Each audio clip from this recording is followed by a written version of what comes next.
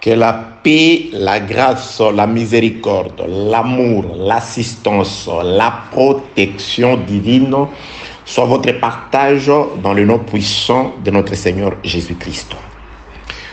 Je voudrais, bien-aimés dans le Seigneur, très chers compatriotes célestes, vous prendre en tout cas très peu de temps. Pour un enseignement, je ne pense pas. Juste pour une petite exhortation. Et cette exhortation a pour motivation une lettre que j'ai reçue de la part d'un de mes compatriotes, d'un des concitoyens célestes, un bien-aimé qui aime l'évangile. Je vous l'ai toujours dit, je crois que je reçois en tout cas des messages chaque jour. Je ne me permettrai pas de lire ces messages, de vous faire connaître ces messages si je n'avais pas au préalable obtenu l'aval ou demandé la permission au bien-aimé qui m'a envoyé cette lettre. C'est-à-dire, je le fais sur permission du frère qui m'a écrit, juste pour vous rassurer que je ne me permettrai pas de pouvoir divulguer tout ce que vous m'écrivez, tout ce que vous m'exposez, si c'est sur base de votre propre consentement. Donc, bien-aimé dans le Seigneur, un bien-aimé a écrit. C'est pourquoi je voudrais intituler cette petite exhortation « Les cris du cœur ». Un bien-aimé a exprimé un élan du cœur. Un bien-aimé a exprimé une douleur profonde à travers cette lettre qui pouvait vraiment être anodine. Mais en la lisant, je me suis personnellement senti interpellé et un petit sentiment de culpabilité a traversé mon esprit. C'est ce qui m'avait poussé de solliciter la bienveillance du bien-aimé, de pouvoir permettre à ce que je vous fasse connaître sa pensée, ses soucis et les douleurs qui rongent le cœur du bien-aimé. Je vais vous faire lire la lettre et ensuite, si Dieu le permet, je passerai à une petite exhortation m'appuyant sur 2, 3 ou quelques portions des Écritures. Je veux faire la lecture de la lettre de notre bien-aimé. Bonsoir frère, je tenais à vous écrire avant d'aller dormir car je dois me lever tôt demain. Je vous écris afin d'exposer clairement ma situation. Je n'en cache rien au Seigneur et je ne vous en cache rien car vous êtes mon frère dans la foi. D'un côté, j'éprouve des douleurs au niveau du monde comme chacun de nous car je ne me sens plus lié aux non-croyants et je suis mal à l'aise dans leurs conversations, mais je les aime tout de même. Et c'est une douleur de voir que personne ne se convertit pour être sauvé. Et d'un autre côté, je me sens lié aux frères et sœurs en Christ par la foi qui nous est commune. Seulement, les assemblées des saints sont composées pratiquement que des personnes issues du Congo et alentour. En plus d'être liés par l'évangile, vous êtes originaires d'un même continent terrestre. Vous êtes donc aussi des frères et sœurs dans la chair parfois. Dans les assemblées, on fait référence à la culture africaine pour les prédications et des frères et sœurs parlent entre eux en lingala, ce qui crée une proximité supplémentaire entre eux. Ce qui fait que de mon côté, étant d'origine européenne, je vous vois tous comme des frères et sœurs dans la foi. Pour moi, et je vous aime car vous gardez l'évangile de Christ et les mettez en pratique avec persévérance et amour. Et nous sommes liés par l'esprit de vérité. Mais je prouve des douleurs supplémentaires car je ne connais personne d'origine européenne, que ce soit de mon pays ou des pays alentours qui se convertissent. Et j'aimerais voir des hommes et des femmes de toutes les langues, de tout le peuple et de toutes les nations être disciples, comme le dit l'Écriture, afin qu'on puisse se soumettre les uns aux autres. Les temps d'aujourd'hui donnent l'impression qu'il n'y a plus que le Congo qui a su garder les dépôts que Dieu lui a confiés. Ce qui est une bonne chose. Cependant, ça me rend malheureux pour tous ces gens des autres nations. Où sont passés tous ce peuple qui ont cru au vrai évangile dans les temps des Romains, Grecs, Éphésiens, j'y ajoute français, allemand, espagnol. J'ai l'impression qu'il n'y a plus personne issu de ces contrées. Et j'ai du mal à être réellement joyeux à cause de ça, car je ne comprends pas le plan de Dieu à ce niveau. Je sais qu'il y a des saints éparpillés un peu partout dans le monde. Peut-être n'est-ce pas encore le temps pour les rencontrer? Je ne sais pas. En somme, je garde espoir qu'il y ait de nouvelles conversions dans ces pays et reste de toutes les manières attaché à l'évangile véritable et au Seigneur. Tout le reste est devenu secondaire. Je vous souhaite une belle nuit, frères, et merci encore de faire entendre la voix du Seigneur avec droiture et simplicité. Bien-aimés dans le Seigneur, très chers compatriotes, ça c'est le cri du cœur de votre frère, un bien-aimé qui s'est présenté. C'est un frère, un bien-aimé. Il est d'origine européenne. Il parle à la manière de Dieu et à la manière de la terre. Il a fait un constat.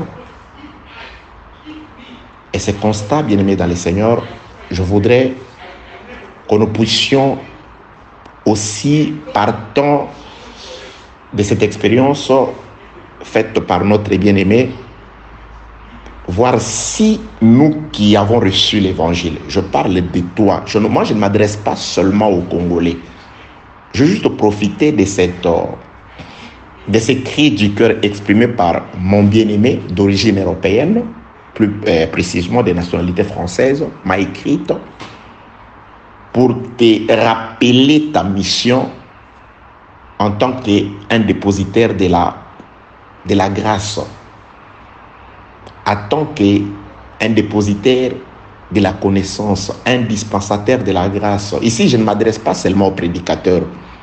Ah oui, je voudrais vraiment m'adresser aux prédicateurs, mais je voudrais aussi que cette lettre concerne tout celui qui a reçu quelque chose de la part du Seigneur. N'est-il pas écrit que chacun de vous mette au service des autres les dons qu'il a reçus du Seigneur? Donc, je m'adresse à tous ceux qui ont reçu quelque chose de la part du Seigneur. À tous ceux qui ne se sentent pas égoïstes par rapport à ce qu'ils ont reçu du Seigneur. Qui n'ont pas tendance à ne garder que ce qu'ils ont reçu du Seigneur pour eux. Je m'adresse à toi. Je m'adresse même à toi, ma sœur. Laisse que la paix, la grâce et la miséricorde de Dieu soient avec vous. Je ne voudrais pas répondre aux frères, mais je voudrais aussi nous aider, nous faire comprendre que Dieu parle réellement tantôt d'une manière, tantôt d'une autre. Cette lettre n'est-elle pas aussi un appel du pied, non seulement d'un bien-aimé, mais d'un groupe de gens qui a besoin de ce que toi tu as reçu du Seigneur. Je vois ça comme une certaine interpellation. Je vais me baser sur les Écritures. Je m'en vais dans le livre des Actes des Apôtres, chapitre 16e. Actes des Apôtres. Actes des Apôtres. Actes des Apôtres, chapitre 16. Je commence la lecture au 9e verset. Pendant la nuit, Paul eut une vision. Un Macédonien lui apparut et lui fit cette prière. Passe en Macédoine, secours-nous. Après cette vision de Paul, nous cherchâmes aussitôt à nous rendre en Macédoine, concluant que le Seigneur nous appelait à y annoncer la bonne nouvelle. Essayons d'analyser la vision de notre bien-aimé frère Paul. Entre parenthèses, lorsque j'ai reçu la missive anodine de mon bien-aimé frère, aussitôt ce passage des Écritures m'est venu à l'esprit. C'est ce qui a fait que je puisse demander la permission au bien-aimé de pouvoir vous faire parvenir à vous tous les cris du cœur de notre bien-aimé. Il m'a écrit, il a exprimé son douleur sans rien me recommander. Vous allez en faisant, en réécoutant le message, le frère ne m'a fait aucune recommandation, aucune demande. Il a juste exprimé une douleur qui traverse son cœur, qui habite son cœur et qui traverse son esprit. Comment il ne se sent plus lié aux non-croyants, comment il est lié aux croyants à telle enseigne qu'il se déplace de son millier pour aller chercher Dieu parmi le peuple d'une autre origine terrestre. Il a bien explicité, d'une autre origine terrestre. Vous savez, très souvent, les gens ont l'habitude, à la manière des hommes, de pouvoir se rendre dans des communautés et entrer à leurs ethnies. Mais poussé par l'Esprit du Seigneur, à la recherche de la vérité, le bien-aimé se déplace de sa communauté, de son millier, pour se rendre dans un autre millier. Et là, il trouve effectivement que ces gens, le bien-aimé ici, il parle de la communauté congolaise. Ces gens ont la vérité, ils ont la connaissance, il est attiré par ça. Et le regret est que pour lui, il n'est pas contre ce qui se passe, contre le fait que les gens parlent en lingala, contre le fait que les gens, quand ils font la prédication, ils font souvent et ils donnent des exemples et ont trait à leur millier respectif par rapport à leur millier d'origine quant à la terre. Le frère n'est pas contre ça. Bien au contraire, il sent que ça crée une certaine proximité entre le frère congolais. Et lui, il se sent un peu isolé, mais il n'est pas contre ça. Et cela a créé en lui une certaine envie de voir aussi ses frères quant à la chair, c'est-à-dire ceux de sa communauté, connaître aussi cette vérité-là, connaître aussi cet évangile-là. C'est pourquoi il se pose beaucoup de questions. C'est juste le cri du cœur d'un bien-aimé. Alors, pour moi, je me suis senti interpellé. Et je voudrais aussi que toi aussi, que je puisse te transmettre un certain devoir, une certaine recommandation que le frère, le bien-aimé, n'a pas exprimé. Lui, il a juste exprimé sa douleur vis-à-vis de l'état dans lequel, l'état de l'incrédulité ou de l'erreur, dans lequel reste encore plongé ceux de sa communauté. Alors moi, je voudrais de par la lecture et l'examen approfondi de cette lettre, de transmettre une certaine recommandation du Seigneur. C'est pourquoi je répète, aussitôt que je lis la lettre du bien-aimé et ce passage des Écritures, des Actes des Apôtres, chapitre 9, versets 9 et 10 sont venus à l'esprit. Dans la vision du frère Paul, il a vu un un Macédonien, quelqu'un de la Macédoine, dans une vision, qui lui faisait cette prière: passe en Macédoine, secours-nous. Et ils ont conclu le matin, après avoir expliqué la vision à ceux qui étaient avec lui, plus précisément je crois c'était Silas et les autres, ils ont conclu que le Seigneur les appelait. Mais dans la vision, le frère Paul n'a pas vu le Seigneur. Il a vu un Macédonien. Il pouvait voir un Français, il pouvait voir un Angolais, il pouvait voir, je ne sais pas, un Camerounais, un Européen, un Anglais, un Américain. Mais ils ont compris que c'était le Seigneur Jésus-Christ qui a pris la forme de ces Macédoniens pour les appeler à aller là-bas. Vous voyez l'interprétation de la vision? Ils pouvaient dire non, nous avons compris que Dieu a utilisé un Macédonien. Non, ils ont conclu. Je répète la lecture. Actes des Apôtres, chapitre 16, versets 9 et 10. Pendant la nuit, Paul eut une vision. Un Macédonien lui apparut et lui fit cette prière: passe en Macédoine, secours-nous. Après cette vision de Paul, nous cherchâmes aussitôt à nous rendre en Macédoine, concluant que le Seigneur nous appelait à y annoncer la bonne nouvelle. Et moi, de ma part, moi je parle de moi. C'est pourquoi je dis que cette lettre de mon bien-aimé frère, c'est une interpellation personnelle que je voudrais aussi partager avec toi qui as reçu une petite portion de la part du Seigneur. Je voudrais, bien aimé, dans les Seigneurs, que nous puissions réfléchir. Moi, je me suis senti interpellé. C'est le frère qui a écrit. Il a juste exprimé sa douleur par rapport à l'état d'incrédulité dans lequel vivent ceux de sa communauté. Et moi, je me suis senti, comme le frère Paul et ceux qui étaient avec lui, interpellés par le frère que je considère comme un Macédonien qui a besoin que l'évangile puisse aussi arriver à son milieu respectif. Que dois-je faire? Je dois, quand je prêche l'évangile, je dois, quand nous nous réunissons, nous, Congolais, Angolais, Camerounais, Ivoiriens, je ne sais pas, vous qui m'écrivez de partout, je reçois vos lettres de partout. Et ça, c'est aussi une preuve qui vous montre que je ne néglige rien de tout ce que vous m'écrivez. Vous m'écrivez. Je lis, parfois je vous réponds, ou parfois je dis Amen tout simplement, mais je prends en compte tout ce que vous me dites. Que la paix, la grâce et la miséricorde de soient avec vous. Je voudrais, par rapport à ce qu'a compris le frère Paul et ceux qui étaient avec lui, comment ils ont interprété cette vision, ils se sont rendus disponibles à se rendre en Macédoine. Et là, je m'adresse à vous qui êtes partout. Vous êtes Congolais, vous êtes Angolais, vous êtes Gabonais, vous êtes, je ne sais pas, Australien, vous êtes de la Martinique, vous êtes Antillais, vous êtes de la Réunion, de partout.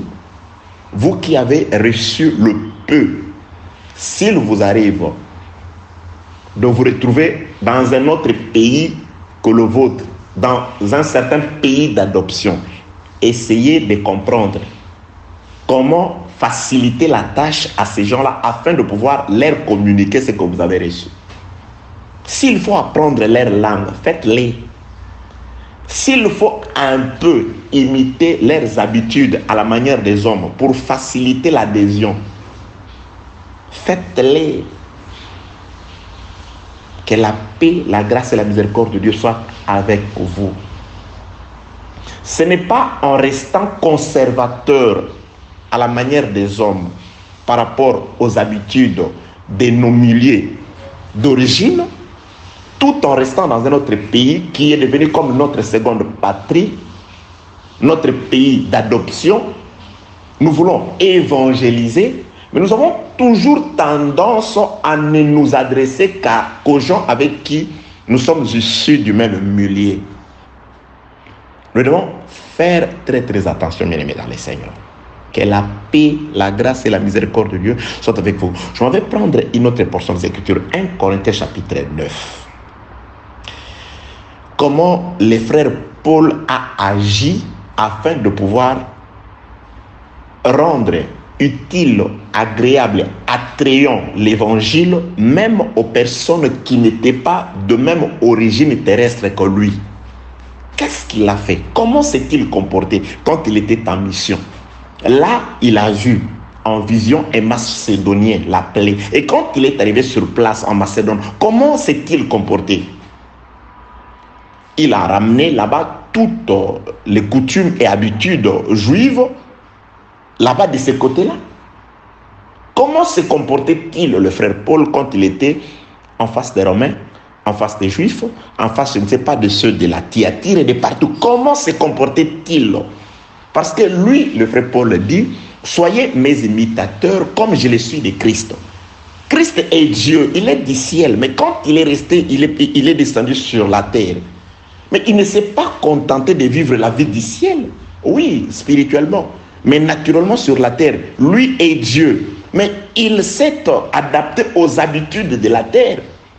C'est pourquoi certaines personnes doutent même de sa divinité. Pourquoi? Parce qu'il pouvait dormir.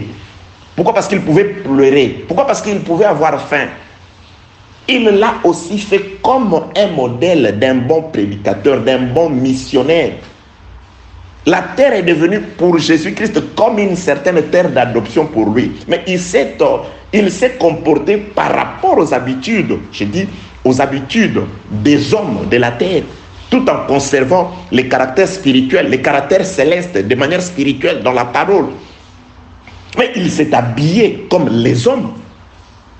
Jésus-Christ a mangé comme les hommes. Il est né dans une famille des hommes, à la manière des hommes. Il a été obéissant à ses parents comme les hommes pendant qu'il était encore jeune, avant de commencer son ministère. Il a eu faim.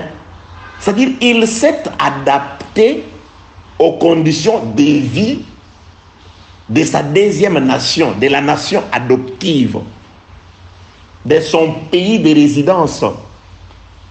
C'est pourquoi je nous dis, par rapport au constat de ces bien-aimés, pour moi, ces bien-aimés exprimant sa missive, je me suis senti interpellé. Moi, je parle d'abord de moi et je voudrais aussi t'intéresser, très cher bien-aimé.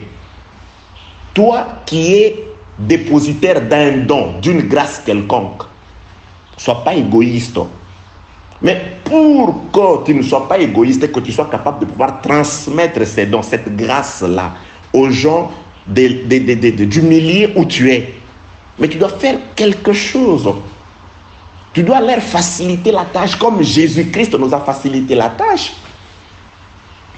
Il a été avec les hommes, il a parlé le langage des hommes, parce que quand il est monté à la croix, il s'est exprimé en langage céleste. Eli, Eli, la sabatani. Personne n'a compris. C'est après, quand le frère Jean a eu le Saint-Esprit, qu'il pouvait, par l'Esprit du Seigneur, interpréter. Ça veut tout simplement dire qu'il y a le langage céleste et terrestre. Mais Jésus-Christ, il a parlé comme les hommes étant sur terre. Il a mangé comme les hommes. Il s'est habitué, il s'est adapté. Il s'est intégré à la vie terrestre tout en conservant la nature spirituelle. 1 Corinthiens chapitre 9, voilà le frère Paul qui est le modèle. Il est notre apôtre. Je suis l'apôtre des païens. Je glorifie mon ministère. Voilà un apôtre des païens. Comment se dirigeait-il? Lui qui n'était pas un païen, lui qui a juste reçu la mission d'apporter l'évangile chez le païen. Comment se comportait-il quand il était en face des païens, quand il était en face des juifs, quand il était en face de ceux qui étaient sous la loi, quand il était parmi ceux qui étaient sans loi? Comment se comportait-il? 1 Corinthiens chapitre 9.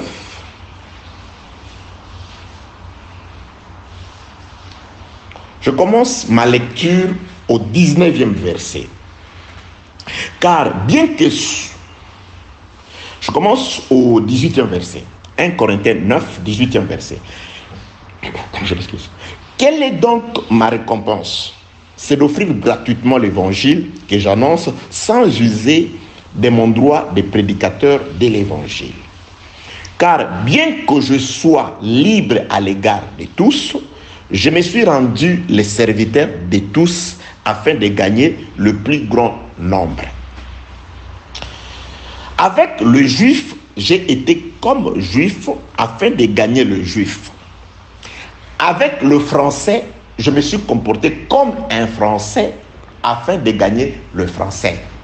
Avec les Macédoniens, je me suis comporté comme un Macédonien afin de gagner les Macédoniens. Avec les Antillais, je me suis comporté comme les Antillais pour gagner les Antillais. Avec le Martiniquais, je me suis comporté comme un Martiniquais afin de gagner les Martiniquais. Avec les Camerounais, je me suis comporté comme un Camerounais pour gagner les Camerounais. Avec les Béninois, je me suis comporté comme un Béninois pour gagner le Béninois. Là, j'interprète ce que le frère Paul dit. Je suis dans cette petite exhortation par rapport à la lettre exprimant les cris du cœur de notre bien-aimé qui s'est défini comme étant d'origine européenne par rapport à ce qui se passe dans les églises. Le frère n'est pas critique, bien au contraire. Les frères, ça a motivé, le fait de voir ce qui se passe dans les églises, plus particulièrement des Congolais, ça a motivé un côté qui a fait qu'il puisse aussi souhaiter que ses frères, à lui quant à la chair, de la communauté européenne, puissent aussi croire à cet évangile que toi tu portes, à cet évangile de la vérité. Il est fier de ce peuple-là des Congolais. Il constate que vous avez les dépôts, grâce à Dieu, gloire à Dieu. Dieu vous a fait la grâce de connaître l'évangile, d'avoir les yeux ouverts dans les Écritures. Mais comment vous comportez-vous? Comment agissez-vous face à ceux de vos pays d'adoption? Comment agissez-vous? C'est bien, vous êtes conservateur, vous conservez vos langues, ça c'est une bonne chose. Moi, j'apprends toujours à mes enfants de connaître ma langue et consorts. Mais aussi, il faut savoir s'intégrer, surtout pour ceux qui ont été appelés à dispenser l'évangile. Aujourd'hui, parfois, on regarde les catholiques, on dit voilà, ils ne nous ont vraiment pas dit ce qui est vrai et juste. Mais au moins, quand il le fait pour faire comprendre que Christ est le Fils de Dieu à nos ancêtres, quelles sont les méthodes qu'ils ont utilisées? Ils se sont adaptés aux coutumes, aux us et coutumes de ces gens-là. Ils ont appris des langues, leurs langues. Ils faisaient leur messe à des langues, des milliers de ces milliers-là.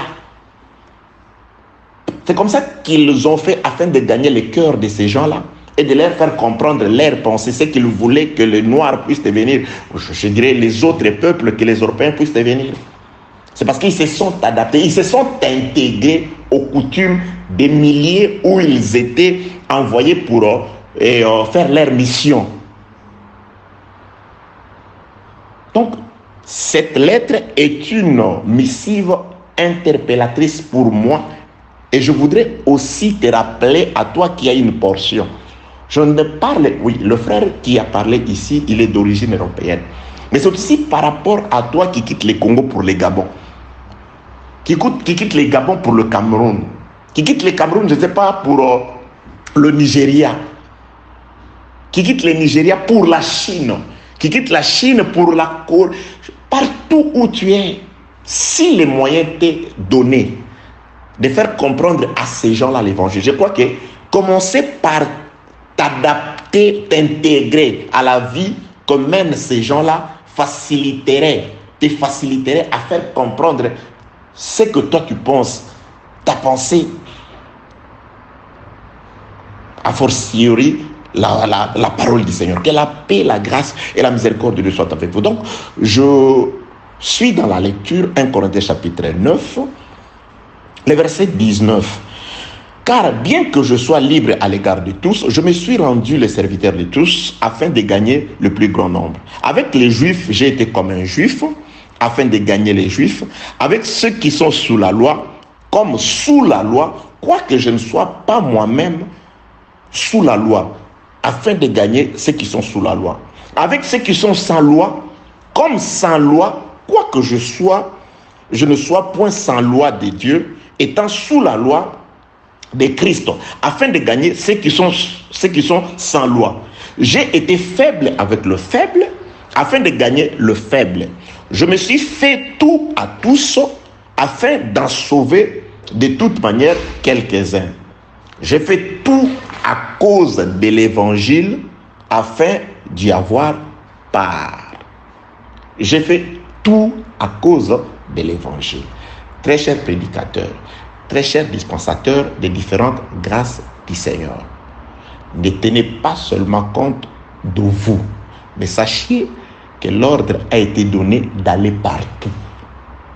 Et quand on vous dit d'aller partout, suivons l'exemple de ceux qui nous ont précédés, plus particulièrement de notre apôtre, et celui qui est l'apôtre des païens, de celui à qui il a été donné de pouvoir annoncer l'évangile chez les païens. C'est celui-là notre modèle. Et le modèle dit ici que quand il était en face de juifs ou parmi les juifs, il commençait d'abord par s'intégrer, devenant comme juif, afin de pouvoir gagner un plus grand nombre. Et quand il était avec les sans-lois, il se comportait ainsi, quoique étant sous la loi, tout en conservant l'aspect spirituel. Mais il avait la facilité de pouvoir parler la langue, comprendre les habitudes, comprendre la manière d'être de ce peuple-là, leur facilité. Vous savez, vous pouvez aider, faciliter quelqu'un à s'approcher de vous. Quand vous êtes, très souvent quand vous arrivez quelque part, et que vous ne faites pas des efforts pour vous adapter, très souvent les gens vous jugent d'orgueilleux, d'arrogants, de conservateurs, ou je ne sais pas, des primitifs. Et c'est difficile de pouvoir voir ces gens-là s'approcher de vous. Mais si vous avez reçu une mission, sachez, bien-aimés dans le Seigneur, que vous devez en tout cas faire de votre mieux pour apprendre à comment vous intégrer par rapport aux réalités du pays, de votre pays de résidence, de votre milieu adoptif, afin de pouvoir faciliter les autochtones, les gens qui sont sur place, de pouvoir d'abord vous faire confiance, et quand ils vous feront confiance, ils s'approcheront de vous. Ainsi, l'évangile pourra facilement être transmis de vous vers ces gens-là. Que la paix, la grâce et la miséricorde de Dieu soient avec vous. Donc, bien-aimés dans le Seigneur, à part la langue, nous devons aussi, surtout, nous qui avons des assemblées dans des pays autres que nos pays d'origine, on peut se retrouver majoritaire, c'est tout à fait normal. Partout où les gens s'expatrient, ils ont tendance à vivre en communauté. C'est naturel, c'est normal. Spirituellement aussi, c'est comme ça. Nous sommes venus de l'éternité sur la terre. On a tendance, c'est ce qui se ressemble, ça s'assemble. Donc on se ressemble, spirituellement on s'assemble. Et on a la facilité de pouvoir se retrouver par rapport aux gens issus du même milieu. Mais quand on se rassemble ainsi, nous devons tenir compte de pouvoir aussi faire comprendre cette habitude, ces habitudes célestes, cette bonne nouvelle, cette grâce que nous avons reçue du Seigneur, comment la faire ingurgiter aussi aux gens qui ne sont pas du même milieu que nous. La chose, la première, la plus élémentaire à faire, c'est de pouvoir nous intégrer à leur manière d'être.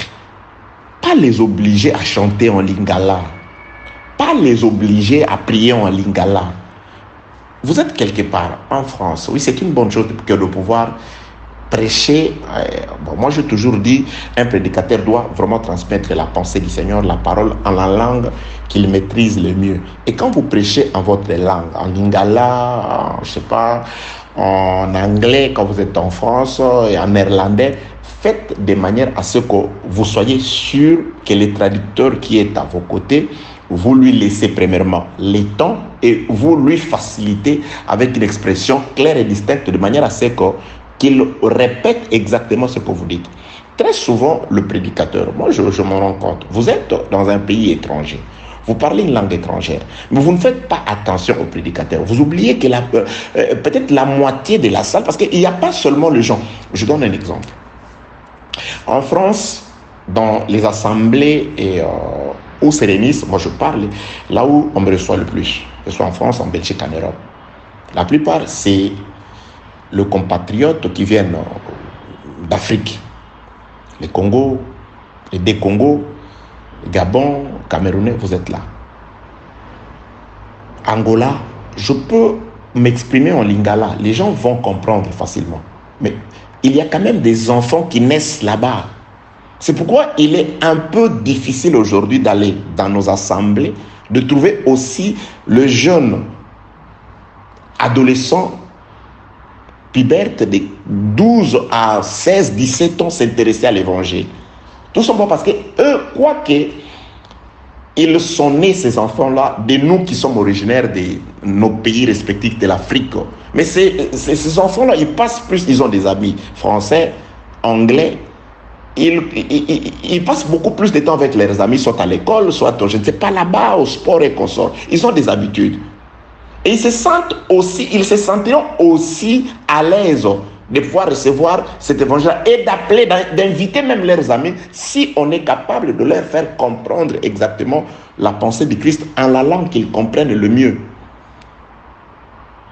En la langue pour laquelle ils ont un plus grand nombre d'intérêts. Donc, si vous prêchez en lingala ou en une autre langue que la langue du milieu où vous êtes, faites vraiment de votre mieux de manière à ce que votre interprète ou votre traducteur, c'est ça le terme qu'il faut, soit vraiment quelqu'un qui traduise exactement ce que vous dites et faites de manière à lui laisser le temps. Même si vous avez le Saint-Esprit, comment par le Saint-Esprit vous criez, bien sûr. Vous enchaînez, mais faites attention, il y a un traducteur, il est là pour faire comprendre le jeune des personnes qui sont invitées et des originaires. Ils ne te suivent pas, ils suivent les prédicateurs, plutôt les traducteurs. Surveillez votre traducteur. Vous prêchez en lingala, quand il traduit en français, surveillez qu'il traduise exactement ce que vous dites. Que ce soit en anglais. Je suis allé une fois prêcher en Allemagne. J'avais un traducteur, un bien-aimé qui prêchait, qui traduisait en allemand. J'étais vraiment mal à l'aise. Et parfois, il m'arrivait de tourner et dire, frère, est-ce que tu as exactement dit ce que moi j'ai dit? J'ai regardé les autres frères qui étaient sur moi, ils disaient oui. Ah oui, parce que j'ai les soucis de pouvoir faire comprendre. Parce que je m'étais rendu compte qu'il y avait des jeunes qui étaient venus, des jeunes de 15 ans, de 16 ans, de 17 ans, qui étaient des Allemands, qui étaient très certainement issus de nos frères congolais, gabonais. Mais ils étaient allemands, ils étaient là, moi je prêchais en français. Leurs parents comprenaient facilement. Mais ces enfants-là ne pouvaient vraiment sentir de l'intérêt à ce que je disais. Si cette parole-là leur parvenait en leur langue, la langue du milieu, la langue de là où ils sont nés, l'allemand. Donc nous devons beaucoup plus faire attention aux autres. Nous devons beaucoup plus apprendre à satisfaire les autres. C'est de cette façon-là que nous serons capables de travailler comme les apôtres. Que la paix, la grâce et la miséricorde de Dieu soient avec vous au nom de Jésus-Christ. Je finirai par, où je vais conclure cette petite exhortation par la lecture, une fois de plus, de la lettre de mon bien-aimé. Bonsoir. Je tenais à vous écrire avant d'aller dormir, car je dois me lever tôt demain. Je vous écris afin d'exposer clairement ma situation. Je n'en cache rien au Seigneur et je ne vous en cache rien, car vous êtes mon frère dans la foi. D'un côté, je prouve de douleur au niveau du monde, comme chacun de nous, car je ne me sens plus lié aux non-croyants. Et je suis mal à l'aise dans leurs conversations, mais je les aime tout de même. C'est une douleur de voir que personne ne se convertit pour être sauvé. Et de l'autre côté, je me sens lié aux frères et sœurs en Christ par la foi qui nous est commune. Seulement les assemblées des saints sont composées pratiquement que des personnes issues du Congo et alentour. En plus d'être liés par l'évangile, vous êtes originaires des mêmes continents terrestres. Vous êtes donc aussi des frères et sœurs dans la chair parfois. Dans les assemblées, on fait référence à la culture africaine pour les prédications et des frères et sœurs parlent entre eux en lingala, ce qui crée une proximité supplémentaire entre eux. Ce qui fait que de mon côté, étant d'origine européenne, je vous vois tous comme des frères et sœurs dans la foi pour moi, et je vous aime car vous gardez l'évangile de Christ et le mettez en pratique avec persévérance et amour. Et nous sommes liés par l'évangile de vérité, mais j'éprouve de douleurs supplémentaires car je ne connais personne d'origine européenne, que ce soit de mon pays ou des pays alentours qui se convertissent. Et j'aimerais voir des hommes et des femmes de toutes les langues, de tout le peuple et de toutes les nations être disciples, comme le dit l'Écriture, afin qu'on puisse se soumettre les uns aux autres. Les temps d'aujourd'hui donnent l'impression qu'il n'y a plus que le Congo qui a su garder les dépôts que Dieu lui a confiés.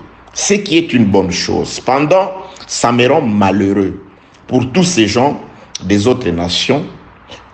Ça me rend malheureux pour tous ces gens des autres nations.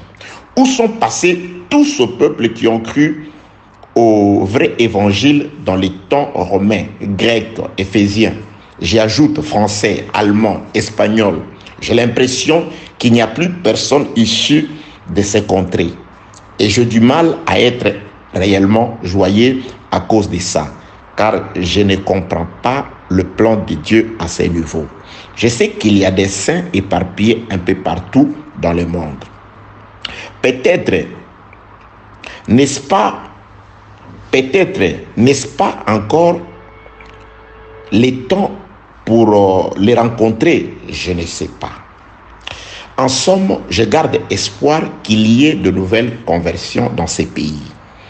Et reste de toutes les manières attaché à l'évangile véritable et au Seigneur. Tout le reste est devenu secondaire.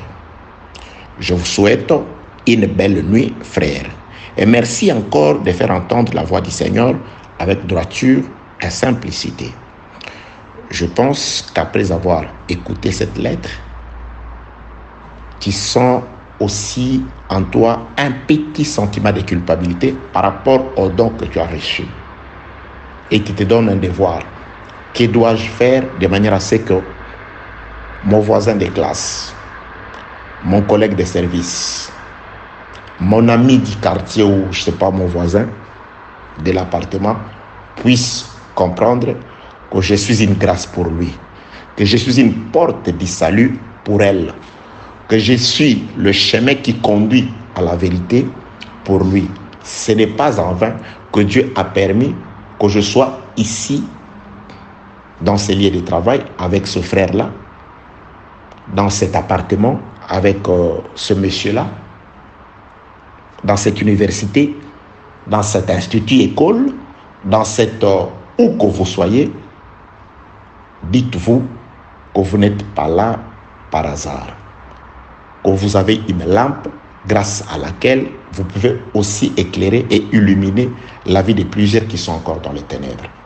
Que la paix, la grâce, la miséricorde, l'amour et l'assistance du Saint-Esprit vous accordent l'intelligence de savoir comment partager la grâce que vous avez reçue du Seigneur avec les autres.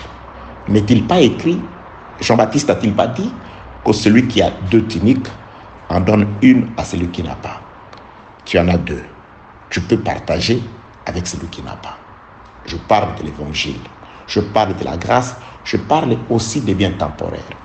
Que la paix, la grâce, la miséricorde et l'amour de Dieu soient avec vous au nom de Jésus-Christ. À la prochaine.